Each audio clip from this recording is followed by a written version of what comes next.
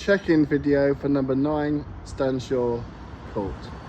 So at the front of the building are these 2 floor boxes. These contain water meters. Your water meter's in this cupboard. Either open it up with a flat-edge screwdriver, don't use a key because you might bend it. And the meter is the second in from the left. I've taken the reading, will be on your inventory report, so don't worry. But if you ever need to read it, that's where you find it. So here's the building entrance. We've got a set of 3 keys. 1 key for this door, 1 key and 2 keys for the front door, and this little keys for the post box, which is accessed from the rear of here.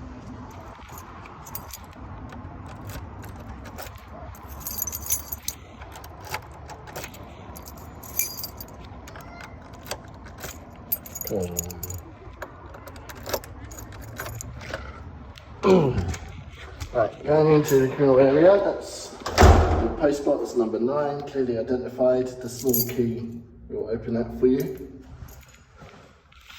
So if you were to continue on the ground floor and take the rear exit through here, this takes you out into the car park. If you walk across the car park,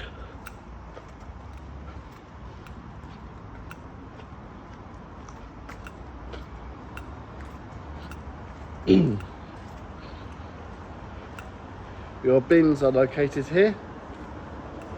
You have green bins for recycling with clear labels of what is and what is not allowed to go in the bins. And these 2 bins are for general waste. So these bins are shared between this flat and that flat. So your gas meter is located down the right side of the building.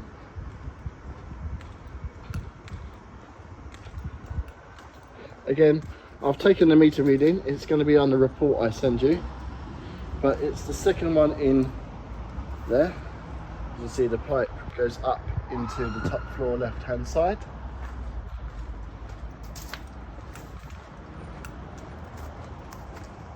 So going back into the building from the car park, what you find is that there is a security lock. Now the code for this is C2345 and turn clockwise, and then you can open.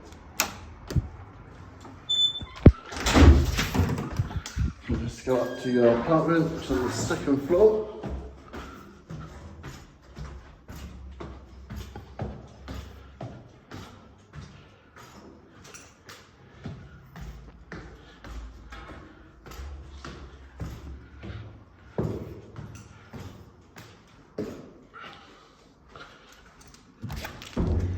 So in this little bit here is your electric meter. Again, the meter reading I just taken. Front door, you've got 1 key for this lock and 1 key for that lock. So going into the hallway. So the hallway, you've got your circuit breaker here. So any power issues, just check here first. Everything should be in the up position. Here's your intercom. If someone rings the buzzer downstairs, you should be able to see them and press the buttons to open the door. This is your thermostat. When your heating is switched on, this is where you control the master temperature. And here's your water tank cupboard, which can be switched on using these switches here. But to my knowledge, this is just for emergency hot water. The hot water will work with the boiler, but if your boiler breaks down, you can switch the hot water on here to be heated by the electric. So in the bathrooms, you find that the distractor fans are working. They always must be kept on. Don't switch them off here. Very important they're kept on. When you switch the light off, they will stay on a timer for a few minutes. That's very important to remove any condensation left in the room after you've used the bathroom for a shower or bath. Here you've got a a light. There's a socket here. This is just for shavers. Don't plug any American things into there. It's low voltage only. Your heated towel rail is there, which I think would just come on with the heating in general. But if it doesn't, there's a switch down there for it. But again, I think this might be for an old towel rail before they put gas central heating in. The ensuite works exactly the same. So going into the lounge, so you've got your rear patio doors there, the keys in the door. You've got 2 blinds on the window. These can just easily come down. Just be a bit careful because they're not that sturdy. And you can twist them on, open and shut with this. This is your TV aerial socket. This is your phone socket for internet. Going into the kitchen, all your appliances are working. For power, I've tested them all. Please use this whenever you cook. The hob, you just turn the gas on and press the pilot switch, and there it comes on. This one is not working, just so you're aware, but I've noted it on the inventory report. Your dishwasher is here. Washing machine, dryer.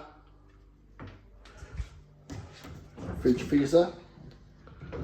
Power seems to be working to everything. In here is your boiler.